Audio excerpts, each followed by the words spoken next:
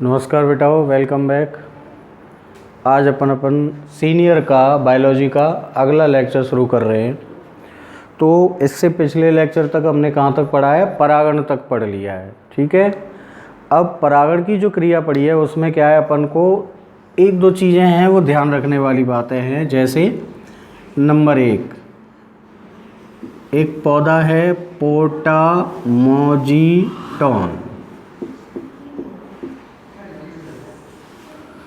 एक और पौधा है मेरियोफिलम,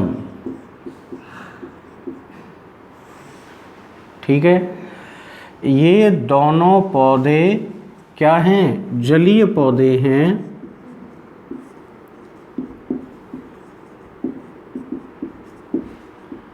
लेकिन इनमें वायु परागण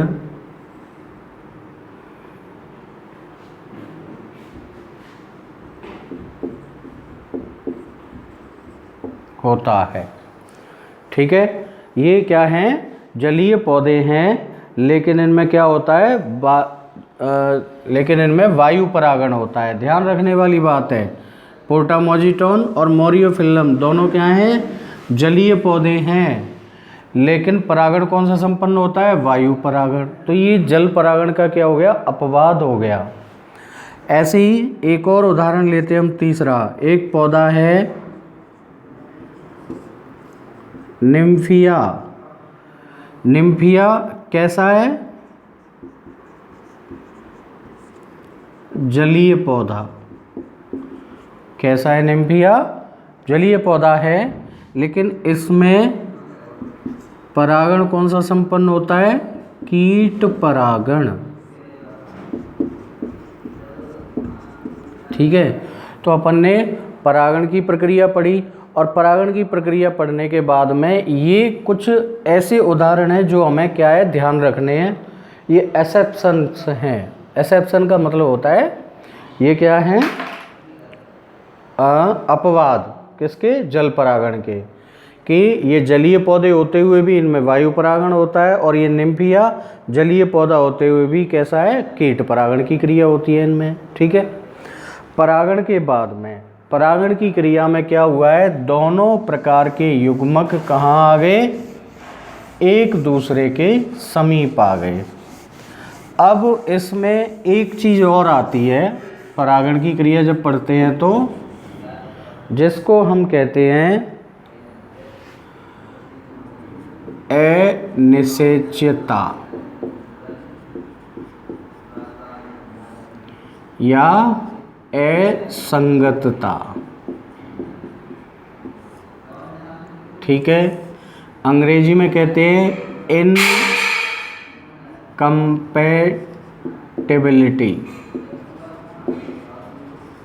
ये अंग्रेजी नाम है।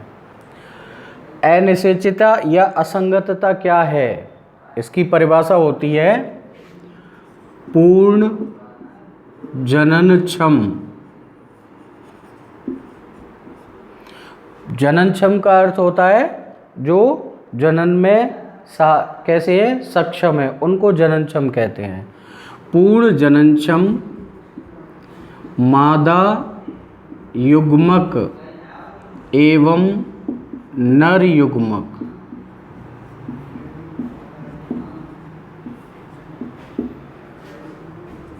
के संलयन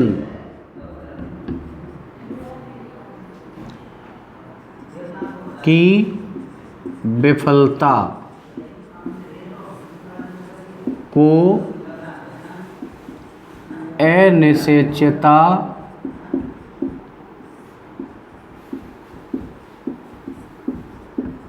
कहते हैं, ठीक है। यानी जो युग्मक है, मादा युग्मक और नर युग्मक, जो कैसे हैं? पूर्णतः जननक्षम हैं, लेकिन उनके संलयन कैसा हो जाए? विफल हो जाए, संलयन की क्रिया नहीं हो पाए किसी कारण से, तो ऐसी स्थिति को अनिषेच्यता कहा जाता है। अनिषेच्यता दो प्रकार की होती है। नंबर एक, अंतराजातीय अनिश्चितता, और दूसरी होती है अंतर्जातीय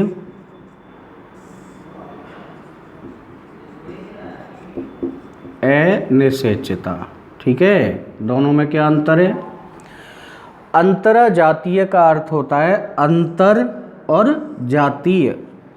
अंतरजातीय का अर्थ हो गया दो जातियों के मध्य में, तभी तो अंतर कहेंगे। दो जातियों का मतलब क्या होगा? एक ही वंश की दो जातियों के मध्य की अनिश्चितता।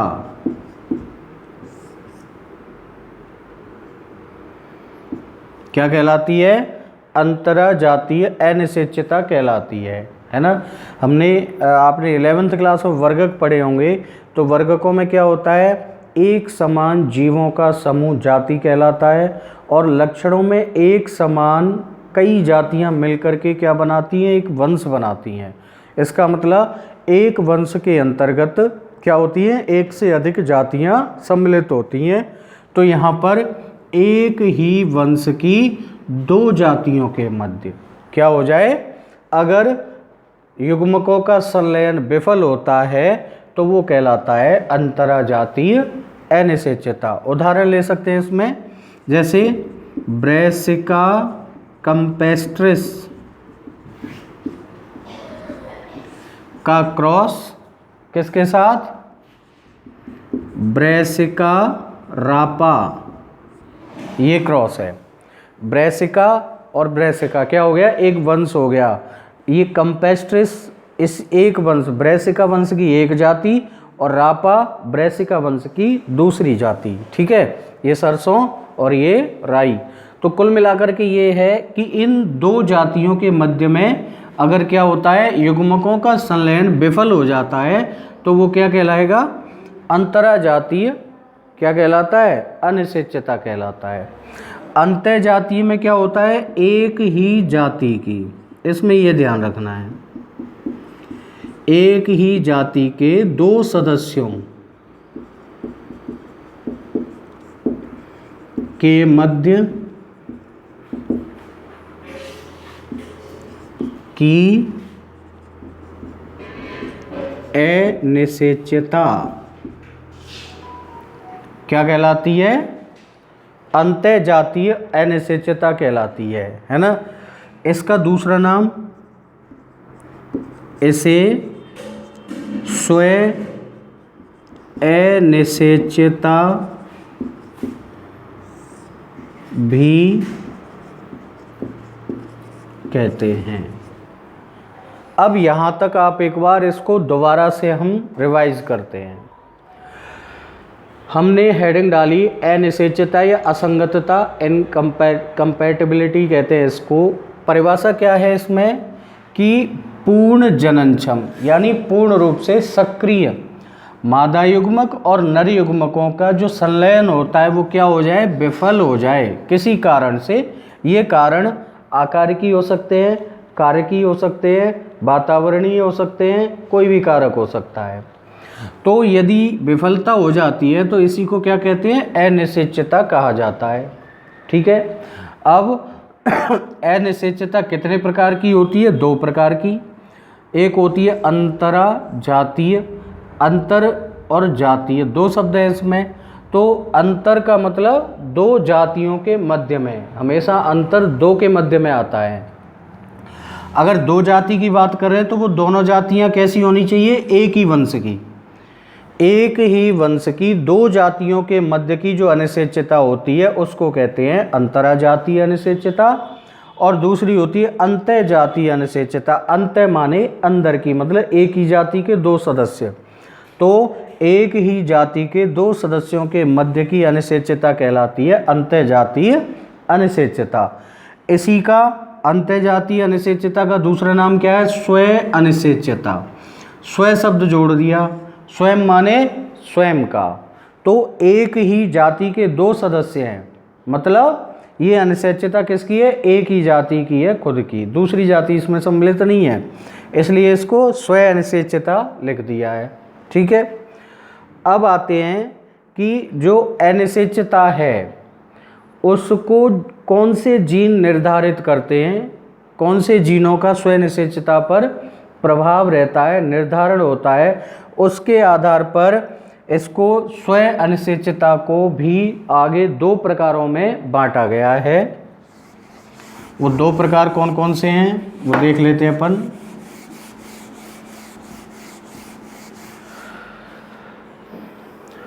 नंबर 1,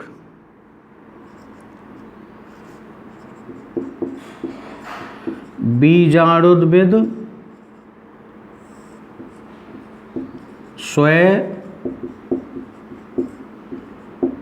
अनिश्चितता। ठीक है, और नंबर 2, युग्मकोद्भिद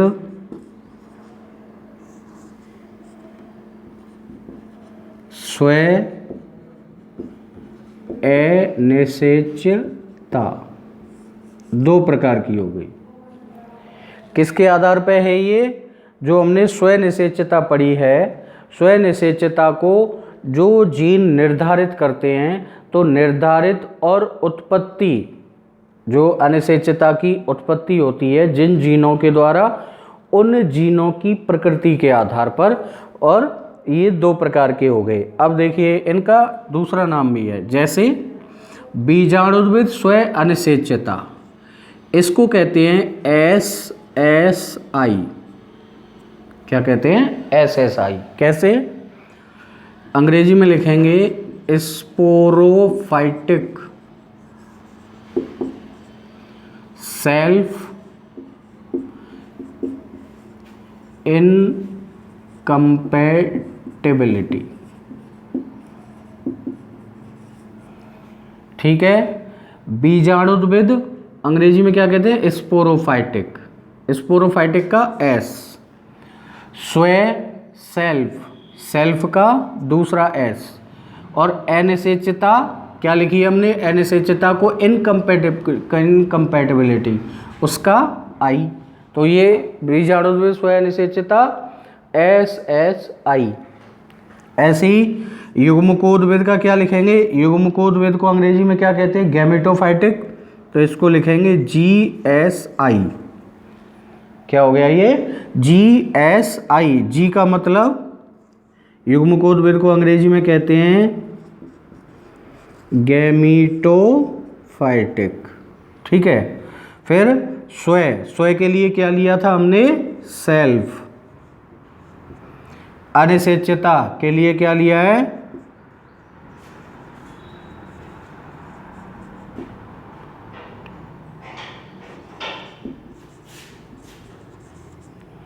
ठीक है, तो GSI।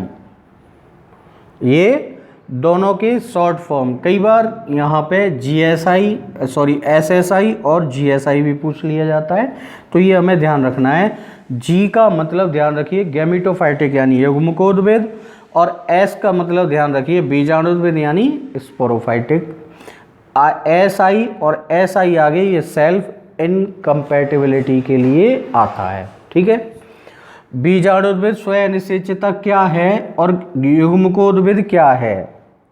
सबसे पहले हम इन शब्दों को क्लियर करते हैं। दो शब्द आए हैं यहाँ, बीजाणुद्भिद और युग्मकोद्भिद। ठीक है, तो पहली जिस दिन हमने क्लास ली थी, पहला जो लेक्चर हुआ था, उसमें भी आपको बताया था कि हमें जो विभाजन वाला चैप्टर है उसको ढंग से पढ़ के और बीजाणुद्भिद और युग्मकोद्भिद का अर्थ समझ लेना है। तो बीजाणुद्भिद का अर्थ क्या होता है, 2n यानी द्विगुणित, और युग्मकोद्भिद का क्या होगा, n यानी अगुणित, है ना। अब युग्मकोद्भिद नर के लिए अगर हम पढ़ें, नर के लिए। तो पराग कण जो होते हैं वो कैसे होते हैं, अगुणित होते हैं, क्योंकि परागकण का निर्माण किससे हुआ है, अर्धसूत्री विभाजन से। तो युग्मकोद्भिद एन के लिए यहाँ पर क्या ले सकते हैं हम, परागकण कैसे होते हैं, अगुणित होते हैं।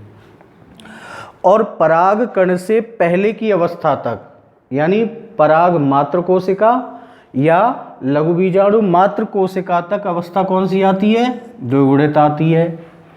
तब हम क्या कहेंगे कि पराग कणों द्वारा उत्पन्न अनिषेच्यता, यहाँ पे लिखेंगे पराग कणों के कारण उत्पन्न अनिषेच्यता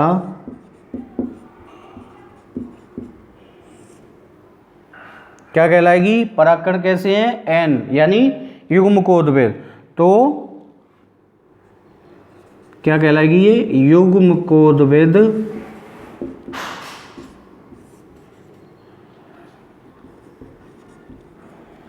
स्व अनिषेच्यता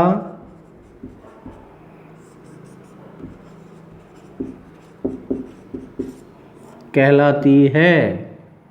ठीक है, अब आते हैं हम बीजाणुद्भिद। बीजाणुद्भिद के लिए हम क्या कह रहे हैं, पराग कण से पहले की अवस्था तक, क्योंकि जो अर्धसूत्री विभाजन हो रहा है वो कब हो रहा है, पराग कणों के निर्माण वाले चरण में। तो उससे पहले तक पूरी जो अवस्था है वो कैसी रहेगी, 2n द्विगुणित रहेगी, और द्विगुणित को क्या कहते हैं, बीजाणुद्भिद कहते हैं। तो यहाँ हम लिख सकते हैं पराग मात्र कोशिका,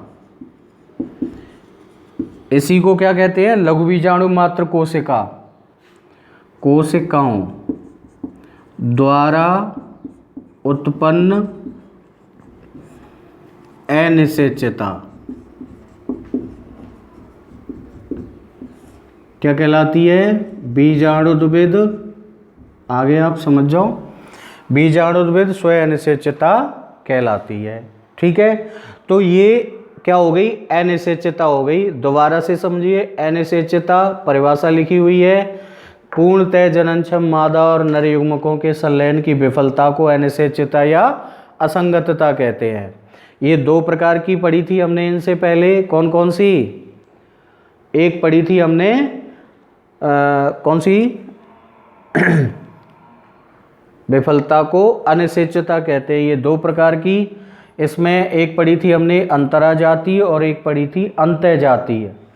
अंतःजातीय और अंतराजातीय में क्या अंतर आया था, अंतराजातीय में एक ही वंश की दो जातियों के मध्य अनिषेच्यता है, और अंतःजातीय में एक ही जाति के दो सदस्यों के मध्य में अनिषेच्यता है।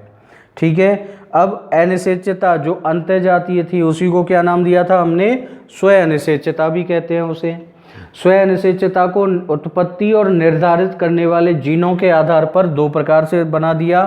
SSI यानी बीजाणुद्भिद स्व अनिषेच्यता किसके द्वारा उत्पन्न होती है, पराग मात्र कोशिकाओं या लघु बीजाणु मात्र कोशिकाओं के द्वारा उत्पन्न होने वाली अनिषेच्यता है ये। और GSI में युग्मकोद्भिद स्व अनिषेच्यता है जो पराग कणों के द्वारा उत्पन्न होने वाली क्या है, अनिषेच्यता है। ठीक है, तो ये हो गया आपका अनिषेच्यता।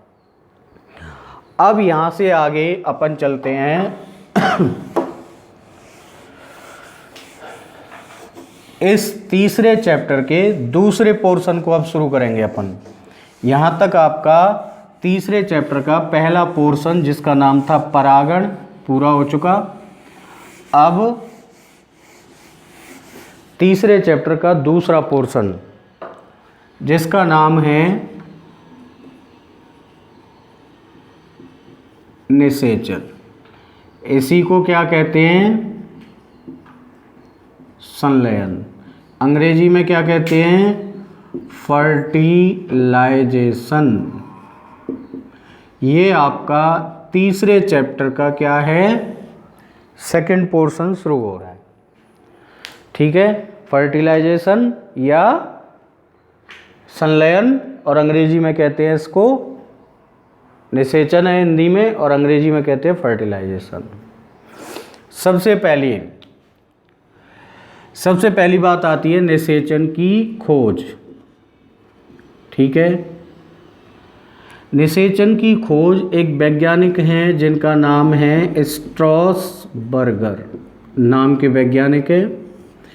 इन्होंने सर्वप्रथम निषेचन को लिलियम पौधे में रिपोर्ट किया था। कौन से पौधे में रिपोर्ट किया? लिलियम पौधे में। ठीक है, अब परिभाषा आती है खोज के बाद।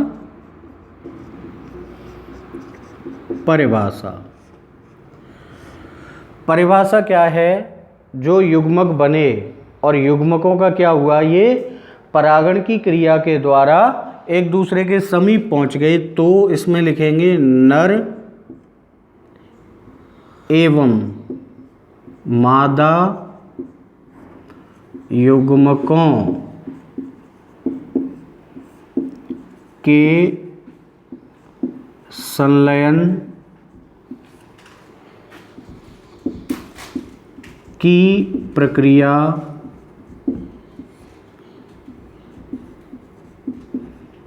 निषेचन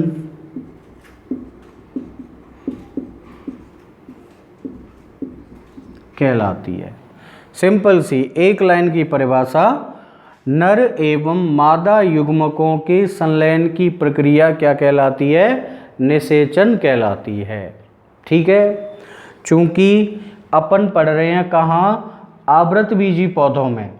किसमें पढ़ रहे हैं? आवृतबीजी पौधों में। तो आवृतबीजी पौधों में विशेष प्रकार का निषेचन होता है जिसको कहते हैं द्विनिषेचन। कौन सा निषेचन है? द्विनिषेचन। द्विनिषेचन को अंग्रेजी में कहते हैं डबल फर्टिलाइजेशन। क्या कहते हैं? Double fertilisation. किसमें? आवृतबीजी पौधों में ही होता है केवल द्विनिषेचन। आवृतबीजी पौधों के अलावा और किसी भी प्रकार के पौधे में द्विनिषेचन नहीं पाया जाता। अब यहाँ भी द्विनिषेचन की अपन शुरुआत कहाँ से करेंगे? खोज से। ठीक है, तो द्विनिषेचन की खोज में एक वैज्ञानिक हैं S.G.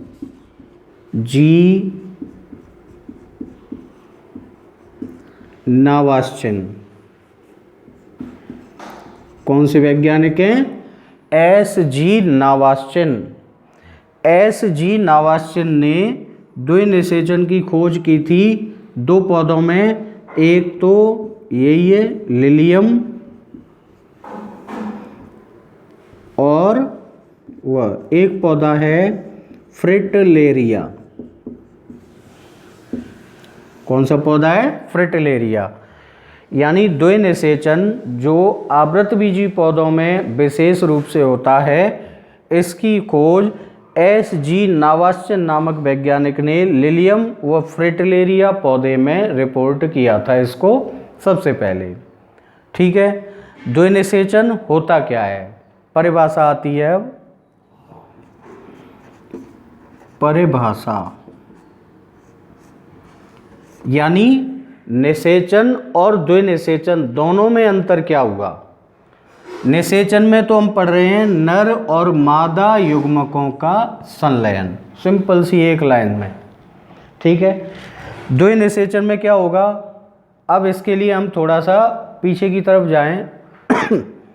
पराग कणों के निर्माण के पश्चात हमने एक हेडिंग पढ़ी थी, नर युग्मकोद्भिद का विकास। ध्यान है, नर युग्मकोद्भिद के विकास में क्या हुआ था? जो पराग कण होता है, पराग कण का अंतःचोल नलिका के रूप में बाहर निकलता है ना? और इस नलिका में पराग कण का क्या होता है? हमने यहाँ दो कोशिकाएं बनाई थी पहले पराग कण की, जैसे ये बना लें हम, तो एक समसूत्री विभाजन हुआ, दो कोशिकाएं बनी थी। इसको क्या नाम दिया था हमने? जनन कोशिका। और इसको नाम दिया था हमने कायक कोशिका। यही था। अब ये केंद्रक और ये केंद्रक कहाँ आए? इस नलिका में आ गए। तो आगे की तरफ यहाँ ये हो गया कौन सा, कायिक केंद्रक, और पीछे की तरफ क्या था, जो जनन कोशिका का केंद्रक है, इसमें एक समसूत्री विभाजन होने से दो केंद्रक बने थे जिनको हमने नाम क्या दिया था, नर युग्मक, है ना। अब यहाँ पर नर युग्मक कितने बने, दो नर युग्मक बने हैं। इसका मतलब ये दोनों नर युग्मक कैसे होंगे, संलयित होंगे। एक नर युग्मक किसी से संलयित होगा और दूसरा नर युग्मक भी किसी कोशिका से संलयित होगा, ठीक है। अब परिभाषा पे आते हैं, दोनों में अंतर देखना है। परिभाषा में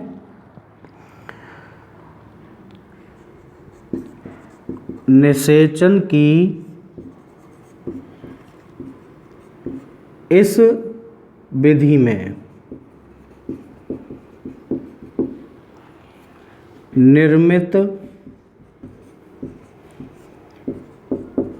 दो नर युग्मकों में से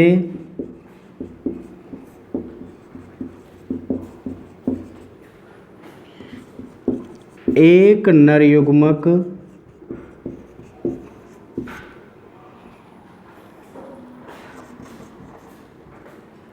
भ्रूण कोश की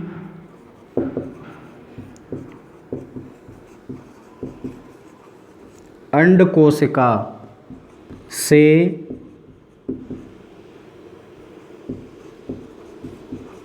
संलयित होता है तथा दूसरा नर युग्मक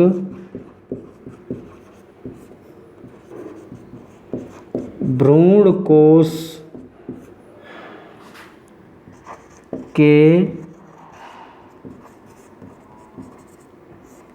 द्वितीयक केंद्रक से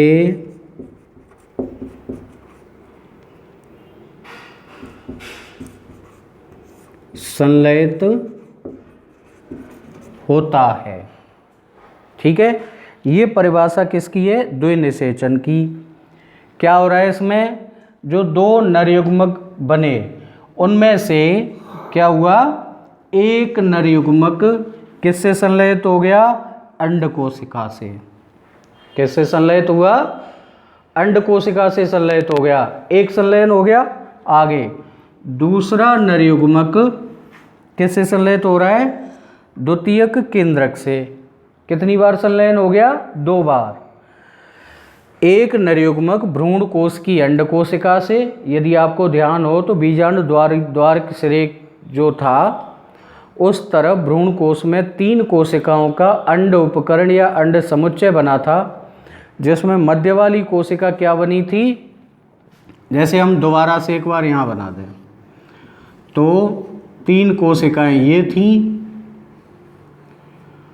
3 कोशिकाएं ये और एक मध्य में, है ना। इनसे हमें मतलब नहीं है, ये कहलाती है अंड कोशिका, मध्य वाली दोनों ये सहायक कोशिकाएं, ये और ये। और ये कहलाता है द्वितीयक केंद्रक। इनको क्या कहते हैं, प्रतिमुखी कोशिकाएं, तीनों को। तो परिभाषा में क्या बता रहे हैं कि इसमें से दो नर युग्मक में से ये तो क्या हो जाता है, अपघटित हो जाता है, नष्ट हो जाएगा।